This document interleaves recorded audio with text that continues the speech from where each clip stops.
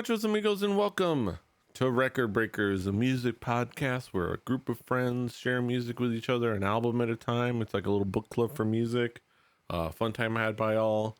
I'm Petey Rave, your head honcho here, your guy most to the left on your screen, stage right, I guess.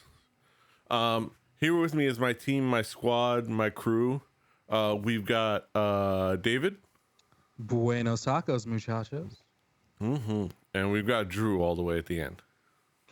Howdy. Yeah. We're here to talk about music. We're here to talk about an album that I have brought for the group. And we're going to talk about an artist by the name of Rebecca Black, who you might know from a big moment that happened back in 2011. Many moons ago. Yes, Say many when she moons was ago. like, what, 12? 12, 13, yeah. About that. Yeah. I picked this album because I have been following Rebecca Black for quite a bit a while. I've been like following her on Instagram and seeing her like try to start a YouTube thing, try to, do different things in music. I've been there following her just like that the Kardashian. Goddamn, what are the Kardashians' mom's name?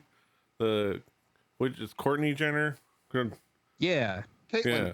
Caitlin. Well, not the transphobe, the other one.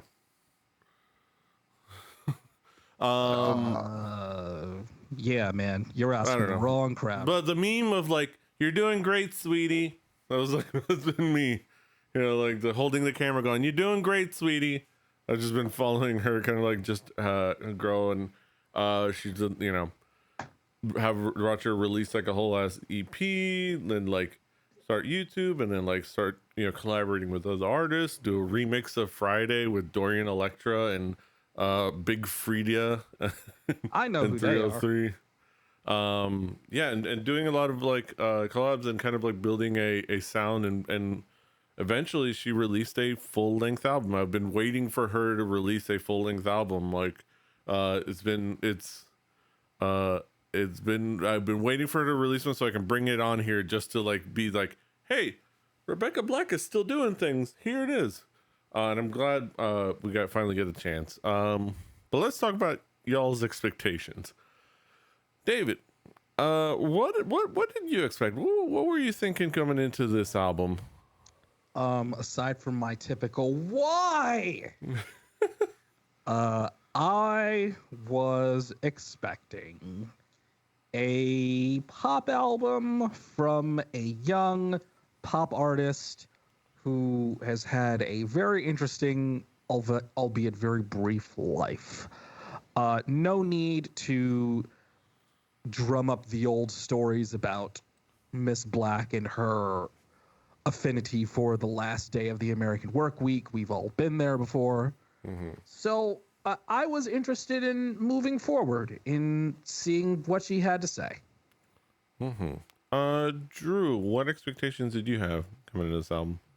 Well, I was expecting the production to be good, because say what you want about the cheesiness of her 13-year-old self and that song, the production was solid. Some of that being like her father not being of like super rich means, but enough. Which I think is why that video was as green screen and weird as it was. Which is like, I want to support my daughter and I have enough money to kind of support it. I can't industry plan her, but here, like, let's try. I can pay these people. I can pay this company that cranks out hit song, quote unquote hit songs for teen singers. And like, here, right? Like I can try. So I was expecting the production to be good, because the production on the songs that I've heard before was good. I also was expecting a little bit of weirdness, because I had seen she came up on my TikTok midway through 2022, because she started making random club appearances, doing like this crazy like acid trip hyper pop version of Friday, just out of the blue, and like she would just surprise people like during DJ sets, like, hey, yo, I'm gonna come up and like she was kind of playing into the sort of meme joke of it all, which I think is like when you're Rebecca Black, you kind of have to. But besides that, I didn't really know how, like, is this going to be all like that weird side of hyperpop acid trip, or is there going to be like more to it? So I was excited to see. Yeah. Yeah, musically this goes in a few different places. The album goes in a few different places, and I think it's definitely Rebecca kind of exploring a couple of things, but definitely like leaning into the inspirations of the people that she's been collaborating with in the hyperpop sphere. There's a lot of hyperpop, there's electronica, there are dips into kind of more mainstream pop. Like musically it does have a little bit of it has an eclectic mix of like cool sounds and things that kind of go fun weird places. It does have a solid songwriting base. The lyrics are fun and witty. Like they work well. Definitely an album of like self discovery and uncertainty and anxiety and figuring things out. You know, the songs that make sense for a person in their now mid 20s, but you know, early to mid 20s, depending on how long it took for her to write all these songs. It definitely reflects a lot of like growth, and like musically it mixes a lot of like harsher like hyper pop like elements in there that kind of like come in there and attack at different points. Petey, for But the folks it at home, for the viewers at home, and for myself, could you give us a brief primer on hyperpop? Let me see. Let me look up a definition. Because you were saying that word a lot with some authority. Yeah, because like there's it's a particular sound. It's not like super well defined. Do you know Charlie XCX? I've heard of this person. Okay. To my knowledge, it's almost like trying to distill the aesthetic of like the late 90s, early 2000s pop music as like almost like a, at least from the outside looking in, almost like a like Vaporwave was using it as a like, this was a crazy point in time, and being sort of where Vaporwave was more nihilistic, hyperpop always felt more, yeah, it was crazy, but like, let's celebrate the craziness we're in, sort of thing. Almost like knowing the like weirdness of what that time was. Yeah, if you look at it on the Wikipedia, they include a lot of words that really make sense. That kind of like Daria Core. Yeah, maximalist. It's very like maximalist, exaggerated. It's mixing like pop and avant-garde sensibilities, like using electronica, hip hop, dance music, a lot of things. Sophie, who we discussed on the show, is considered kind of a figure in the was, unfortunately, rest in peace, was considered a figure in the hyperpop scene and influence. Like there's other artists that, and it's very like, it's very also and fitting because of Rebecca kind of coming out as queer a couple of years back. It's very kind of many of the figures are gay, transgender, non-binary, the like, and it's kind of fit into that scene of like people doing pop music that are also outsiders, like outsiders doing pop music and kind of bringing different sensibilities. So it's like I like it, they call it a loosely defined music movement, but it's like, yeah, it's just like these ideas that they come to with like with an approach to music, like, and pop music in general. Thank you, Petey. I could say Poppy has a little bit of a hyper pop like lean to her. It's adjacent because it's taking that milieu, the milieu of pop, but also like pulling it out and like, yeah, almost looking at it as a like the late stage capitalism of what that is distilled down, and then like twisting it a little bit to be like, we're gonna make like weird dance rave music out of this, Yeah. but not. Yeah. Yeah. Yeah. And she uses here more like kind of like more personal version of that in her music here, where she's kind of like examining her like relationships and other things. Like it's just like these personal songs about, you know, her moments in her life and stuff like that. But yeah, it's sometimes it kind of goes into that like going weird and going avant-garde, and sometimes it kind of leans back into just straightforward electropop, straightforward pop records, and we'll kind of like touch on where it goes when we talk about the key tracks. But the other thing is like her vocals are fantastic, and what people I know people will be, but I wish people wouldn't be surprised by that, because Rebecca Black was never a bad singer. She was just a kid. I might debate you on that, Petey. She was just a kid. Like, have you seen, like, she was a kid that could sing. She wasn't what she is now, but she was never like this like abrasively bad singer. She was just a kid who could sing, and like if you've heard her, like when she was young, she sang the national anthem in a couple of different places and she did well, but she got a lot of flack that she didn't deserve as for the vocals, and I think it's a lot of it was the production.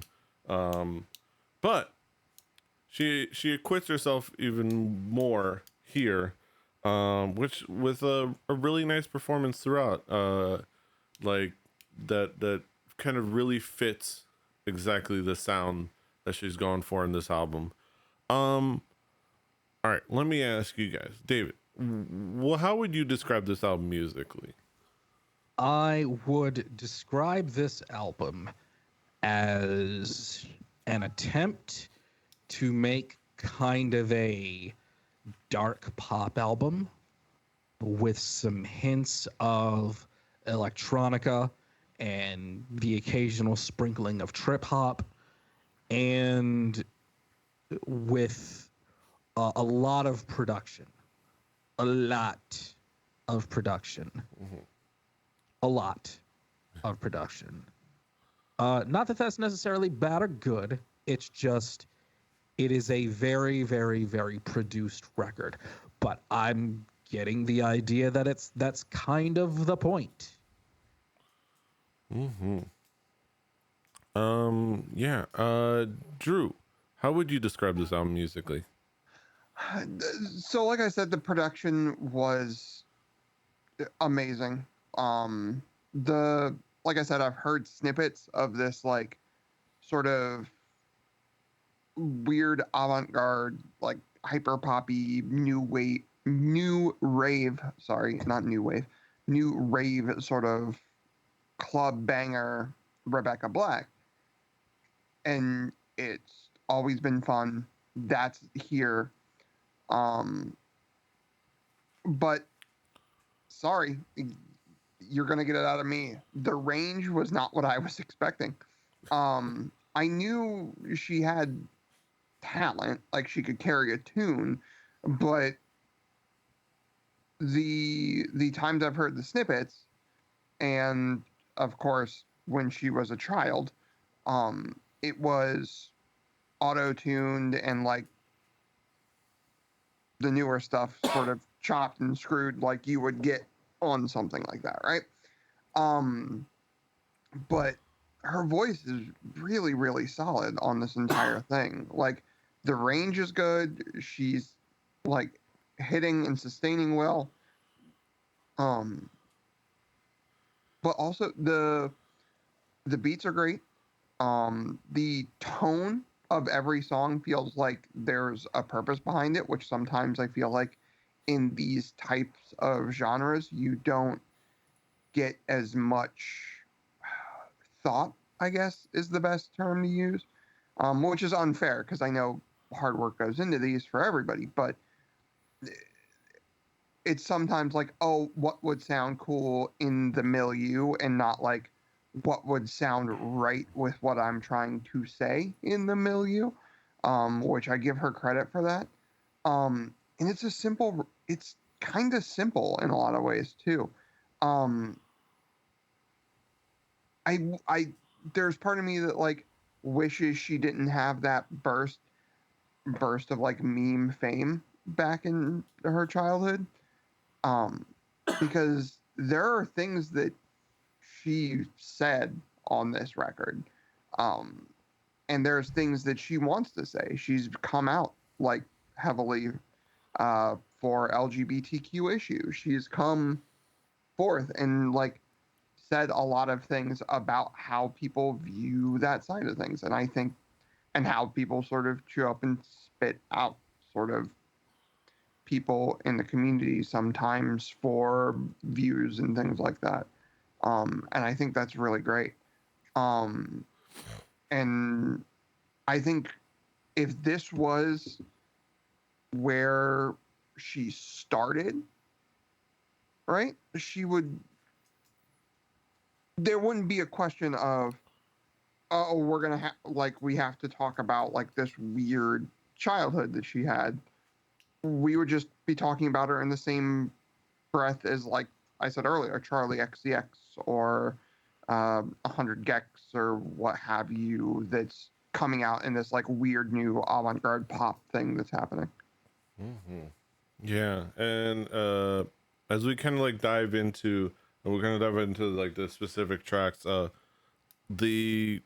would say that I'm gonna have actually quite a few tracks, because I think like there's like I want to hit on like how it paces, and I'm gonna actually talk about a track I didn't like, because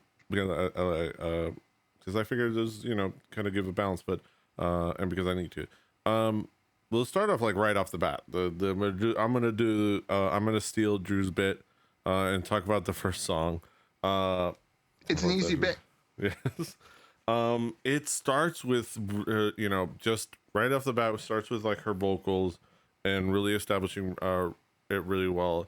And then you kind of like transition into the hyper pop feel, and kind of is the nice thesis and preparation for what you're expecting out of this record. And it's just a really solid like beginning to the track. And it pairs well with Erase You with the second track, Destroy Me, because it's that one is just a high octane hyper pop like sensation freight train like coming through. It can be repetitive, but it's really fun and catchy. It definitely like drives in the hook for sure. But it does it well, and it has this like great energy to it and great pace to it that just kind of like hits you like a truck. The big single Crumbs, I thought was pretty fantastic. It's a really good electro song. Like it's a really good like vibey song. It has a really good sexy feel to it. You could it's a club banger. It is for I'm gonna speak to the K-pop fans out there. It definitely feels like a song that Temin would perform. It feels similar to like some of the songs that he performed, like Move or Guilty. But yeah, it has a really great feel. It's really dynamic. Like it has a really nice like. Then the bridge is really cool. Like, or it just kind of gets all glitchy and just like starts like hammering at you with a bad. And it kind of like has like it's a nice breakup in the middle to kind of keep it from getting too repetitive. And it does it really well because that's the way it's kind of like that glitchy feel is really nice. And I would say something like Sick to My Stomach. I wrote down Carly Rae coded. I feel like this is something like Carly Rae Jepsen like here, which I'm going to touch back after the next Would it be track. called Carly Rae Core? Could be, yes. Feels like a show title. It feels like a show title, Carly Rae Core. Exactly. it is a really nice, like, it's really catchy, it's really nice, like, a pop record. It just has a nice like uh has a nice vibe. um and then Cry Hard Enough is kind of does a great job of, like, because in that, when you get to those couple songs, including Sick to My Stomach, it kind of goes into more of a regular mainstream sound, and then the Cry Hard Enough gets you back into like the mixing of sounds and the hyper pop, especially going into like Look at You, which kind of like, it just kind of makes me do 80s dances, like doing like the bullet to the shoulder to Look at You. But I would Somebody say if make it that was into a GIF, please. um and I would say I liked Sick to My Stomach, but it kind of like it does the thing with, like I said, Carly Rae coded. It's going for sounding like something a little bit more regular and pop, and in a similar vein, a song that I would say is like at some, like, I started skipping it after a couple listens to it, would be Doe Eyed, because it just sounds like Ariana Grande. It sounds at her attempt at doing Ariana Grande, and is an attempt. Like, I appreciate going for like a sound like that. She's an influence to a lot of people, but I hear that sounds like, I don't listen to Ariana Grande for a reason. Like, it's very like that sound. But one nitpick of a song that I'm not as big on, amongst a bunch of really fun songs that are from pretty good to great, is Not Bad. But yeah, let's go to you guys. David, what would be some of the key tracks for you? I don't listen to any of the artists Petey just mentioned. Track 3, Misery Loves Company. That was the first track that really kind of caught my attention. It was a very solid beat and rhythm, and the chorus was strong. It's a pop song. Sick to My Stomach. Solid hook, great bridge, chorus was good. It's a pop song. Cry Hard Enough was probably my favorite song on this. I feel like this is the one where everything was put together and it all worked really well. There was almost sort of a drum and bass breakcore vibe, which I got down with because I love pretty much everything from that scene in the UK. And I thought Miss Black fit on top of this really well.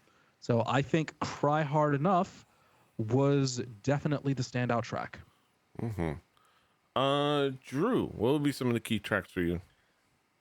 Before I get into that, I think it's funny that you mentioned the like UK breakcore scene. The first TikTok that came up on my page was her in like some basement club in London. So makes sense.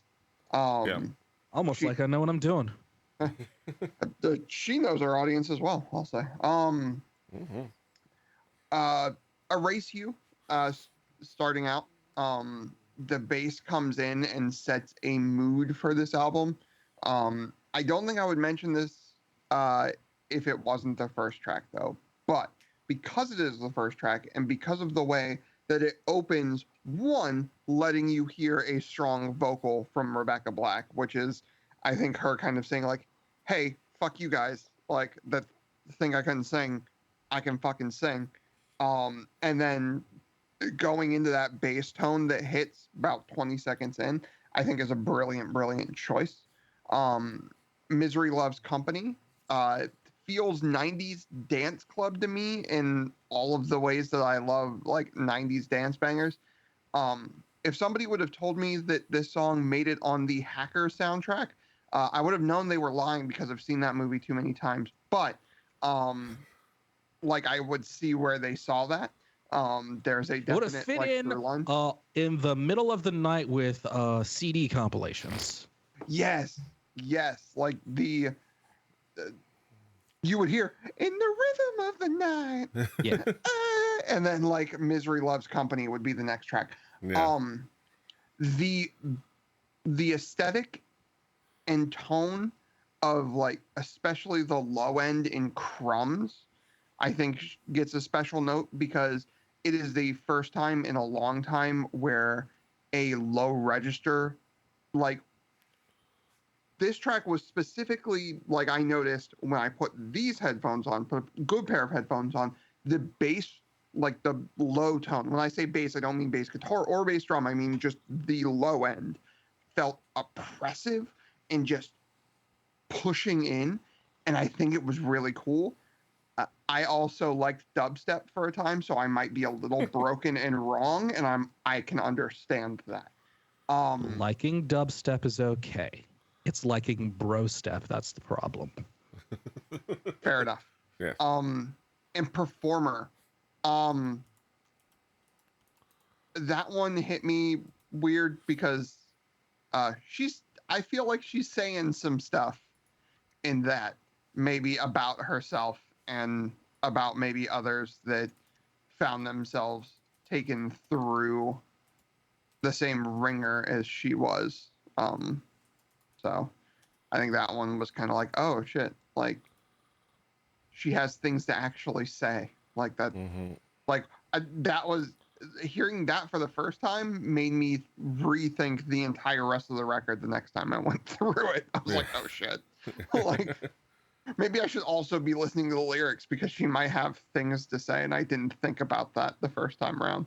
Yeah. It yeah, it is definitely like a personal record in a lot of ways, and there's a lot of moments of that. Yeah, let's bring it back around the horn. Starting with David. What would be your conclusion on this album as a whole? I mean, what am I really gonna say? It's a young artist who is representing people who need to be seen and heard. And Rebecca Black has had a pretty interesting early part of her adult life. No secret there. Just the fact that she was willing to be in the public eye after what happened way back then is something to be celebrated. In my opinion, this was not a perfect album. Sorry, Petey. As far as Rebecca Black singing, I wasn't overly impressed. As far as like the album as a whole, it didn't really blow me away. Some stuff was cool. Some stuff I didn't really dig into. But I'm really not gonna like rip her over it. Like it's her debut album. There's plenty of room to grow. And in the words of Daria Morgendorfer, it has a beat and you can dance to it if you have no shame. Exactly. If you have no shame.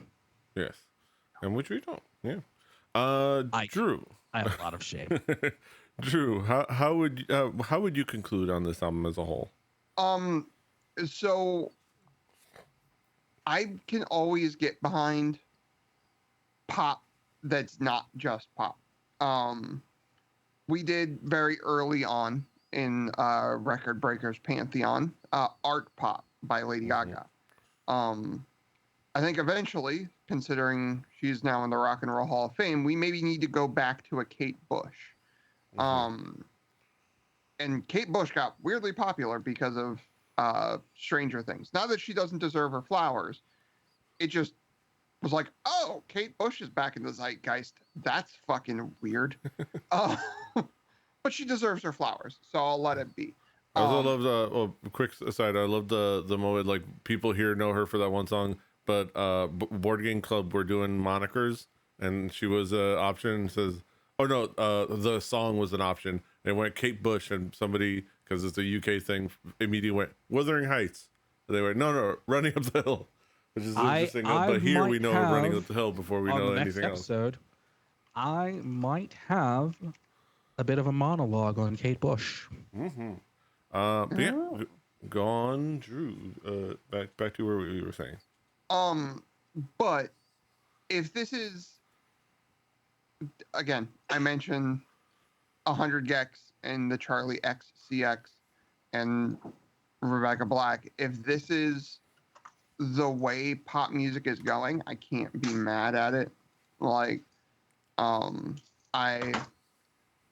if you're gonna do pop music, the way to get me hooked is to say something in it. And like we said, she's speaking for groups that maybe don't always get representation and using her meme status to sort of push, like, hey, like, I know you viewed me as a joke, but also, like, fuck you.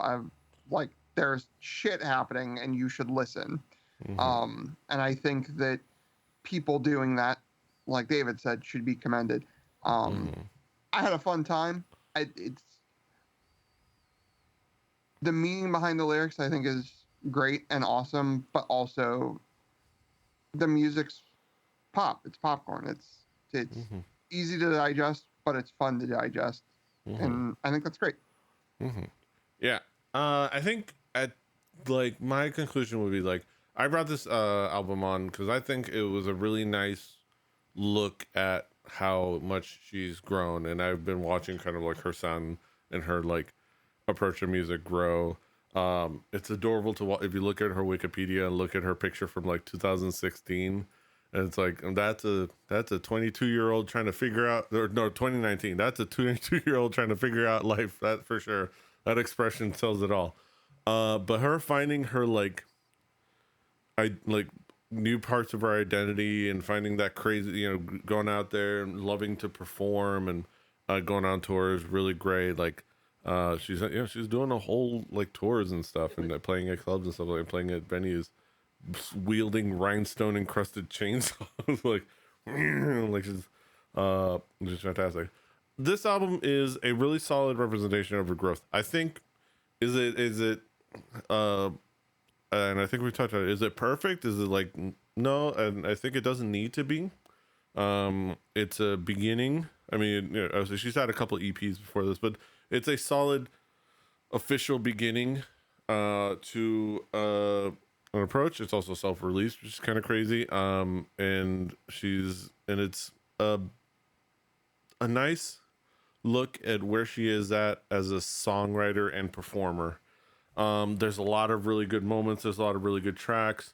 There's a couple of them that kind of like go for a very like, mainstream sound that that don't vibe with me. There's a little bit of like, does she want to go this way with crazy avant-garde hyperpop, or does she want to kind of like settle down into trying something more manageable? But I think it does create a really great anticipation of like where her career is going forward, and I just love seeing how much she has been able to like stand tall after all, after these like fucking 15 years later at this point. No, 13 years later, not 15, like 13 years later at this point. We were on the internet back then. Jesus Christ. Yeah. Also there's it's seeing her. I'm anticipating where she's gonna go, and her girlfriend are very adorable together. If you see them on Instagram, they're very, very nice. Yeah, this is a really, really solid album that I think shows that Rebecca Black is finding a very cool sound and finding her identity, and I'm looking forward to how that grows in the future with like her next EP or her next single, as she kind of like keeps doing it, and maybe her next full length. I'm looking forward to seeing what that becomes. But yeah, those are our thoughts on Rebecca Black's Let Her Burn. Now we get to the main event of the evening. We get to our haiku reviews, the moment we've all been waiting for. Let's get down to the nitty gritty. God, I can't speak. I donated plasma today. I guess I'm like loopy. Let's get down to the nitty gritty. Haiku numero uno. David, what is your haiku? Good luck, Rebecca. An acceptable debut. Don't bully people. Exactly. Drew, what is your haiku? Oh, you're muted. Sorry. An old meme reborn into a great new package reinvents herself. Mm-hmm. My haiku. Ambitious album that reflects her years of growth, left very few crumbs. And those are thoughts on Rebecca Black's Let Her Burn. Let her cook, and we'll see what she's gonna be doing in the future. I'm looking forward to that. You can of course find it on our Spotify playlists. Play Record Breakers the home game, do your due diligence and your due diligence. We have the two still up there, one with the last 300 episodes, because that's the weird thing with the Squarespace RSS feed thing, that they only have 300. Don't ask me. But at least our last 300 episodes slotted in appropriately, or one with just the music. Either one, they're both fun. On that Spotify playlist will be next week's record, and it's going to be provided by David. David, what have you got? Petey, Drew, since we started doing the Record Breakers podcast again, I've been in kind of a music hole, a valley, if you will. There wasn't really a lot sparking me or catching my attention until literally just this morning. Like, we were supposed to actually record yesterday, and I still didn't have an album that I wanted. But now I do. And given how Petey, a lot of his musical contributions to this podcast come from South Korea, a lot of mine come from the Republic of Sweden. Mm-hmm. And I'm going back to Sweden for this one and picking an album that came out not that long ago, December 2023. And I heard it, and it was like a breath of fresh air. It was like a waterfall that washed over me that I had not felt in a very, very long time. And this is this band's first album in 10 years. Nice. And I will be bringing the band Moon Safari and their brand new album, Himlabaken Volume 2. Mm-hmm. Himlabaken, Milabaken. I'm looking forward to that. Let's look forward to that, but that'll be next week. And this is this week. And you can, of course, find us all over the internet. Find us everywhere you find podcasts. At least the ones that still exist. I think still Apple Podcasts and Pocket Casts and Spotify at the very least. I know for sure you can find us there. And other places. But you can also find us on recordbreakers.fun. Grab the RSS feed from there and just use your own podcast aggregator of choice. Check us out, everyone. Check us, like, share, subscribe. Check us out live at Rebelli TV on Twitch. Check out the VODs if you want to watch the video version at Rebelli TV on YouTube. And also check us out on Twitch. We also have our other streams, like our GM mode streams. We're going to have some really fun stuff going with the next campaign next season of Through the Tomes. I randomly sometimes play games myself and stream them when I get inspired. Not always, but hey, if you follow us on Twitch, you'll know when we go live. So, hey, come and check us out. Like, share, subscribe, do all the things. Until next time, hasta los huevos. Toodaloo. Live long and prosper. Annyeong. Fighting.